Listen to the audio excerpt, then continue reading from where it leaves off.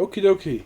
Welcome back to Nick Lenz's movie review, episode number 145. Yeah, this one I can't find the physical copy of it. I do own it, it's just I can't find it. What movie is it? Blade Trinity, released in 2005. Yes, and a lot of people probably when this movie came out, you'd be like, really? This is the cast of this movie? Like, aside from bringing back Wesley Snipes as Blade and Chris Christopherson as Abraham Whistler, we also have these fun people join the cast. We have Ryan Reynolds as Hannibal King. And he's not a vampire. Yes, Hannibal King in the comic, he's a freaking vampire. In the movie, he's a wisecracking jerk. Also, he had a mild history with one of the villains in the movie. There's also Abigail Whistler, played by Jessica Alba. An actress who a lot of people tend to point, though, this actress sucks. Yeah, her and Jessica Biel are only cast because they're hot. That's the only reason why. We also have the main villain, who is frickin' Dracula, who doesn't act like Dracula from the interpretations I had seen. He's played by Dominic Petrell. You're probably thinking, that name sounds familiar.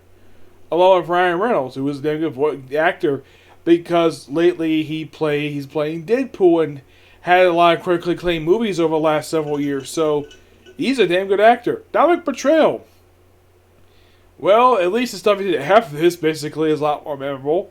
Like him starring in Prison Break as the main character's brother. Yeah, he played Warwick Miller's younger brother in the series. And he's also known for being in the series, in the CW Flash TV show and Legend of Tomorrow as Mick Rory, aka Heatwave. Yep, that is simply put what he does. And the way they find Dracula is quite strange. Apparently he's in some tomb in some random Middle Eastern country, which just seemed quite strange because, like, why the heck would they find him there? Oh, and here's the thing. The Ryan Reynolds character is basically Hannibal King as part of the Night Stalkers, which he was part of the group in the comics. Except the group was comprised of Blade, Hannibal King, and Frank Drake. A character who is not in the movie. If you don't know who Frank Drake is, he is a direct descendant of Count Dracula. Yeah, he made his first appearance at the start of the Tomb of Dracula series. He's a creation of Gene Colan. So is Blade, mind you. Yes. Now, as for the director of this movie, like with the previous movies, different director. Though this time, it's the same guy who writes the script for this movie, David S. Goyer. Making this, and it's also, this movie is the first and only time he was ever directed a movie. And the way the movie went, it showed. And oh boy, there is some crazy stories related to this movie.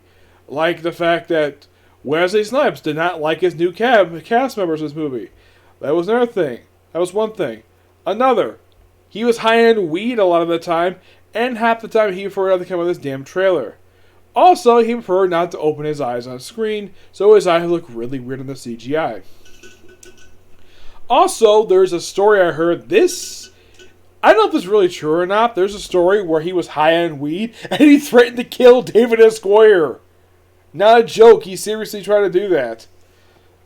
I'm like, okay. Oh, and what did he refer to Ryan Reynolds? He referred to him as a white cracker. I am not kidding. He just despises new cast members. Oh, and here's the thing. One of the villains in this movie, mainly one of the villain's henchmen, is played by WWE wrestler and future head of WWE NXT, Triple H. Yes. And you're probably asking, Nick, does he perform any wrestling moves in this movie?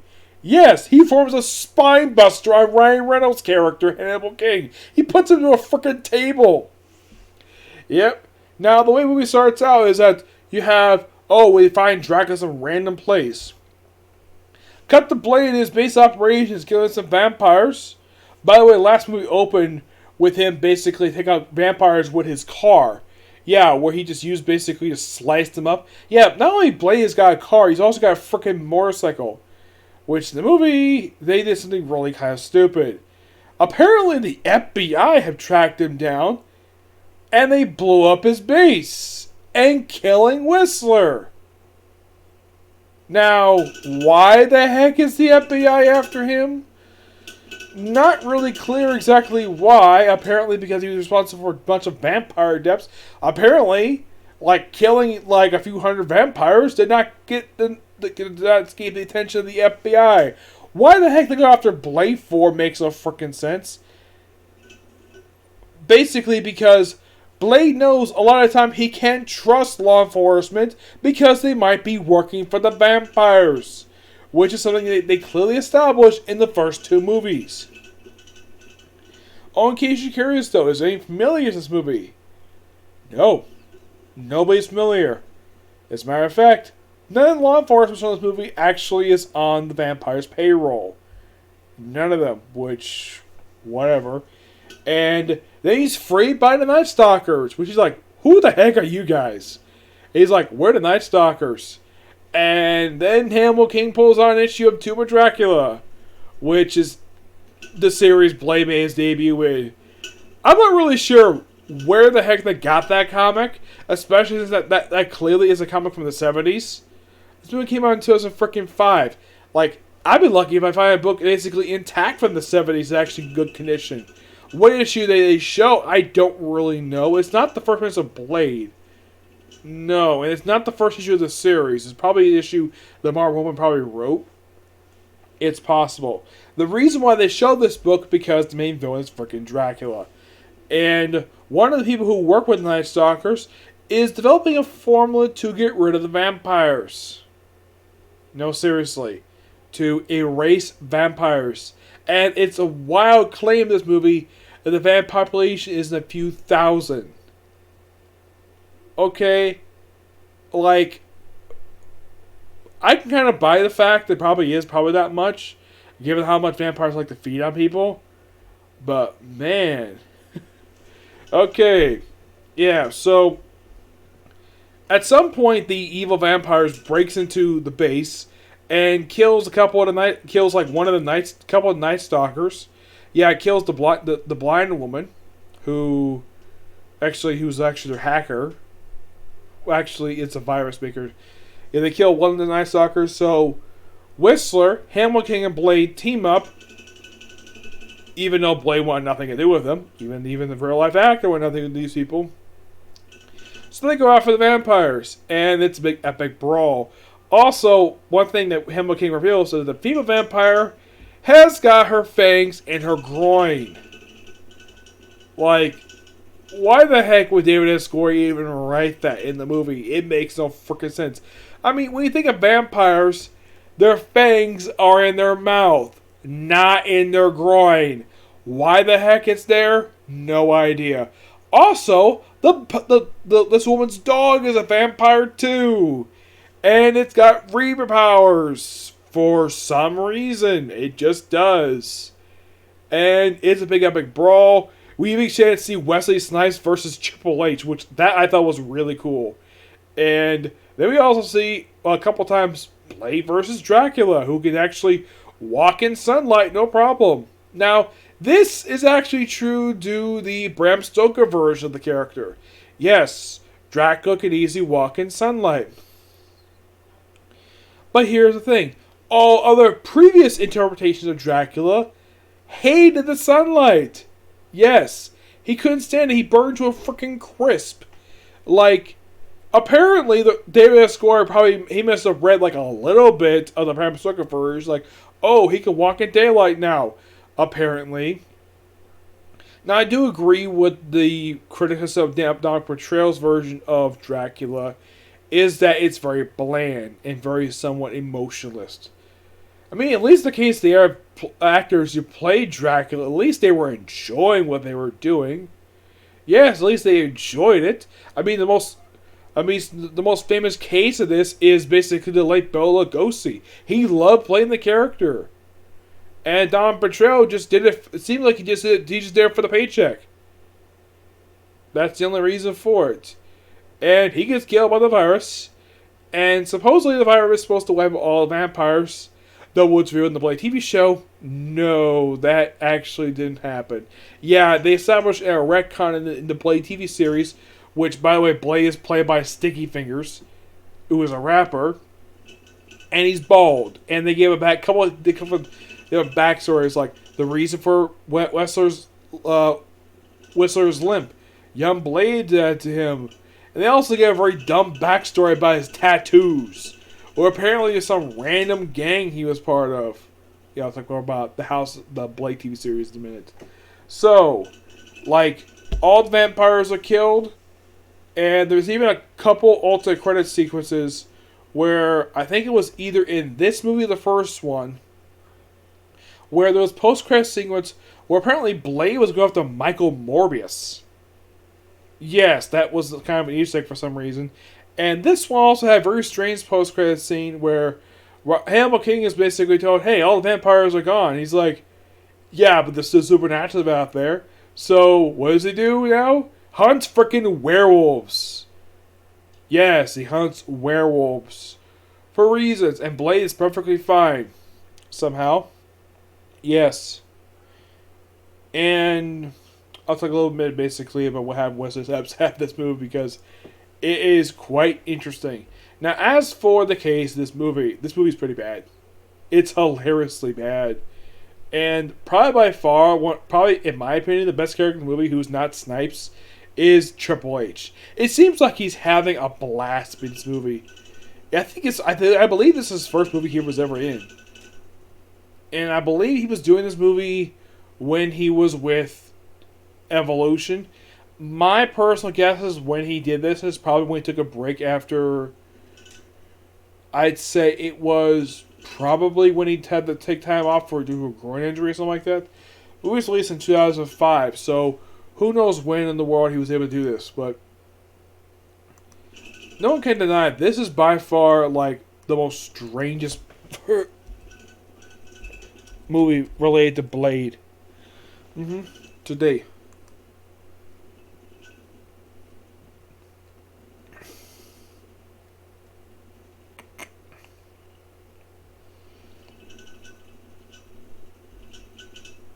Yeah.